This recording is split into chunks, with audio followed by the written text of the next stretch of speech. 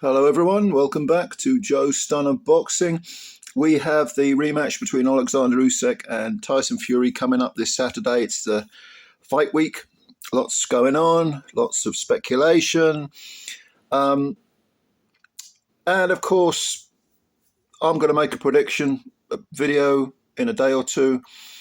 But in all honesty, I don't think I'm giving the game away when I say that even though I make Usyk the favourite, and I'll do a breakdown, like I say, in a video in a day or two, but it wouldn't surprise me at all if Fury won. I don't think that this is a fight where anything would be considered, some sort of seismic upset. Maybe if someone got done in a round, either man, you know what I mean, or early, that would be shocking. But if Fury won, would it be shocking? Not really. If Usyk won? No, definitely not. He's done it before. And I got to thinking about real heavyweight upsets. And of course, the granddaddy of them all, the big daddy, the one that stands head and shoulders above all others, is when Mike Tyson was knocked flat by Buster Douglas, knocked out by Buster Douglas. Now, I've said this before, but being the age I am, February the 10th, 1990 was the date. That would have made me 22, okay? And I had followed Mike Tyson virtually from the start of his career. Obviously, this was pre-internet, pre-YouTube, pre-everything. You had to, buy your little VHS tapes out of the back of Boxing News or Boxing Monthly. But I knew Tyson was. I'd watched, I think, all of his fights up to that point. Maybe one or two of the early ones I hadn't seen, one or two of the one-round blowouts. But clearly, at the point when he faced Douglas, he was considered near as damn it unbeatable. No fighter is unbeatable. The only one who comes close to having the sort of dominance that Tyson was perceived to have was Roy Jones Jr. in the sort of second half of the 90s, late 90s. So Tyson was considered this absolute wrecking machine. And when he was knocked out by Douglas, as I've said on several videos before, it was so shocking that when I woke up in the morning, I had to think about whether I dreamt it or not. It was that shocking. And Douglas, as we know, 42-1 underdog. But it does beg the question, did anyone pick him to beat Tyson? And there is one person who definitely picked him and actually made a statement, wrote a piece saying that Douglas would knock out Tyson. Again, the biggest upset in boxing history, I think, head and shoulders above all others, and there have been some shockers. There were another couple of people who sort of half-picked Douglas, or at least gave him a chance, which in itself was considered ridiculous. Tyson was expected to get rid of Douglas in 2 or 3 rounds.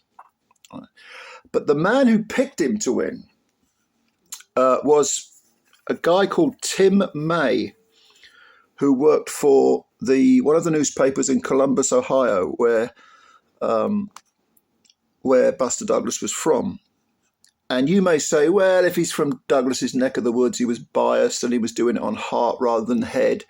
And that's not quite true if you go into it, because Tim May followed Buster Douglas's career from the very start, and he got to know him, and he saw him at work, preparing for various fights. He understood the weaknesses that Douglas had.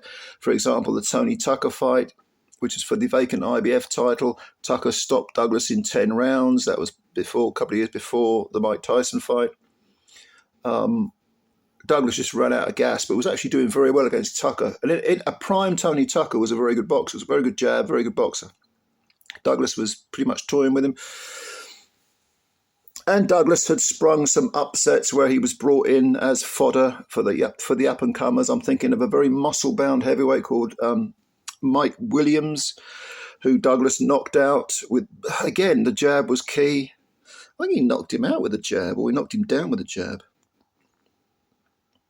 But in order to beat Buster Douglas, you were going to need more than raw power. And of course, the prime Mike Tyson had more than raw power. He is perceived to be this sort of threshing machine, this slugger. in his prime, and his prime was brief in the late 80s, he was an extremely skillful boxer who would fire beautiful combinations. He had probably argue he had a very set style, lots of head movement, lots of swaying at the waist, making himself even smaller than he was. I mean, he's probably about 5'10 and a half, 5'11", Mike Tyson. Buster Douglas was 6'3", and weighed, when he was fit, weighed 16 stone. Solid 16 plus stone. Probably 230, I'd say. Yeah, maybe 230, 16 and a bit. But a very, very good boxer. This is the key word, boxer, and a very powerful man. And Tim May watched all of this. He saw the mistakes Douglas made, and he said that the cliche about a fighter fighting up or down to the level of his competition particularly applied to Buster Douglas. Now, with Mike Tyson, of course, you couldn't get any higher in terms of quality of opposition. And also the planets seemed to align because Douglas's mother had died of a stroke, I think 23 days before the fight. So a little over 3 weeks. And that focused him. That obviously made him, he didn't have time to grieve because he was preparing to fight Mike Tyson, but it definitely, you get a shocking event like that, a really seismic event in your personal life like that. And it can you can just either evaporate mentally or psychologically, or you can, it can focus you to the point where it motivates you, maybe even subconsciously motivates you. The psyche is a strange thing. But Tim May said that he saw all this behind the scenes. And he also saw that Tyson, since he left Teddy Atlas and got with Don King and got Jay Bright and a couple of others in, Aaron Snowell, he said Tyson just wasn't the fighter that he was 18 months, 2 years previously. And the first Frank Bruno fight kind of proved that. There's that famous tiny little moment of triumph for Frank in the first round when he hits him with an uppercut and rattles Tyson. Is it a left uppercut? Left hook, left uppercut, hook come uppercut. And Tim May said, he just sensed something was afoot, that something was going to happen. Douglas, 6'3", 6'4", whatever he was, I think he's about 6'4", weighing what he did. If he's fit, if he's mentally prepared, if he wants it, if he really wants it, he is without question going to be Mike Tyson's biggest test. And as a result of that, Tim May picked Buster Douglas to beat Mike Tyson in 7 rounds or less. Well, it lasted to the 10th. In fact, Tyson almost won in the 8th when he landed the big uppercut himself and put Douglas on the mat. And Douglas toyed with the idea of staying down. I'm convinced about this. He punched the canvas, and he sort of got up. People say it was a long count, but you count to the referee's count. You don't count it in seconds. It's not seconds. It's to the referee's count. I say it was a slow count, but he beat it, went out, knocked out Tyson, astonishingly. Now, the only 2 other people that I can, because I followed the build up to the fight and everything, I was obsessed with Mike Tyson as a boxing fan. I thought he was one of the most extraordinary fighters I'd ever seen. And we were talking about him being, arguably the only person that could beat him was himself. We were talking about how would Muhammad Ali get on with him. We were doubting whether Muhammad Ali would get out the early rounds. Tyson just seemed like this explosive, wrecking ball that could have smashed anyone in boxing history. But there were 2 other people I remember seeing interviewed. One was Mike Katz, the veteran journalist. I think he's in his 80s now, about 86, 87 now, Mike Katz. And he was interviewed just before the first Bruno Tyson fight. And he was asked, is there anyone out there who can beat Tyson? Because obviously Katz was dismissed Bruno as no hoper. And he said, yes, there is someone who could, in theory, give Tyson problems.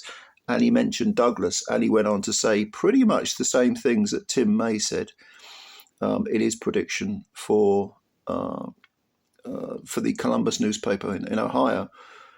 The other person I remember seeing interviewed who mentioned Douglas as someone who would give Tyson a lot of problems was Mickey Duff, famous manager, matchmaker, brilliant matchmaker, Mickey Duff, and promoter, part of the old cartel before Frank Warren came along and broke it up, gave him some competition. And Mickey Duff said, yeah, Douglas is a threat. When he's on it, he's a threat, definitely. He could give Tyson some problems. And I think another thing worth mentioning is that Tyson, it was, even by those standards, 35 years ago, was considered to be a small heavyweight. And he had, extremely explosive, remarkably fast, extremely skillful in the 80s. But by the point when he fought Douglas in 90, he'd neglected a lot of those old techniques for the raw power option. And I think people like Mike Katz and Mickey Duff saw that and jumped all over it and said, okay, he's not as good as he was. He's neglecting some of his abilities. So yeah, both Mickey Duff. This is how much of a spell Mike Tyson had over us. Someone like Mickey Duff, who you would be an absolute imbecile to claim that Mickey Duff did not know boxing, and yet we were dismissing his opinion that Buster Douglas could ever give Mike Tyson a tough fight. We just had absolute disdain for Mike Katz saying the same thing. And as for Tim May picking Douglas to win in 7 rounds or less, it was completely laughable. Well, he's from Columbus, Ohio. He's obviously biased. What a fool, what an idiot. He's obviously just a shill for Douglas or whatever. But we know what happened. So I just thought I'd do a little recap, because thinking about this upcoming fight on Saturday, I don't really see there's anything that can. Yeah, like I say, an early knockout for Usyk or Fury would be shocking. But let's say Usyk or Fury won in 6 or 7 rounds, like Fury did in the second fight against Wilder. No, I'm not comparing Wilder to Usyk, don't get me wrong. But let's say he stopped him in 7 rounds with a body punch. Would that be surprising? But would we go, oh my God, I can't believe it? Or maybe if there was a first or second round knockout, even then we'd probably say, well, they got caught cold. And that can happen. Yes, it's shocking, but it's not a sort of something that you couldn't see. It's not something that you couldn't imagine happening. And again, at a much, much lower level, Fraser Clark versus Fabio Wardley, the first fight, extremely competitive, a draw. Second fight, boom, he got caught early, out he goes. That's feasible, possible. You wouldn't dismiss it entirely. Unlikely, maybe, yeah. But it doesn't matter which way you slice and dice it. The result for Usyk versus Fury will not be historically shocking. Let's put it that way. It won't be something which will go down as one of the biggest upsets of all time, because one is a very, very big man, very skillful. The other one is a smaller man, but extremely skillful, crafty. I don't think I'm 57 now, and I don't think in my lifetime there'll ever be anything as shocking as Buster Douglas knocking out Mike Tyson. It's difficult to find the adjectives and the words to put together to describe how shocking that was. Later on, when Tyson came out of prison and started mopping up the gravy and, getting all the belts, and then fought a man, Evander Holyfield at the time was considered to be shot. He looked awful against Bobby Chesney's previous fight. Then he fought Tyson and knocked him out. That was shocking enough. Believe me, that was shocking. But not a patch on Douglas knocking out Tyson. Quite amazing. Anyway, leave your comments below. I hope you liked this video. If you did, please hit the like button. Give the old subscription button a pop as well, because, build the channel up and all that. I do appreciate your time and your support. Thank you very, very much, ladies and gentlemen. Leave your comments below, and bye for now.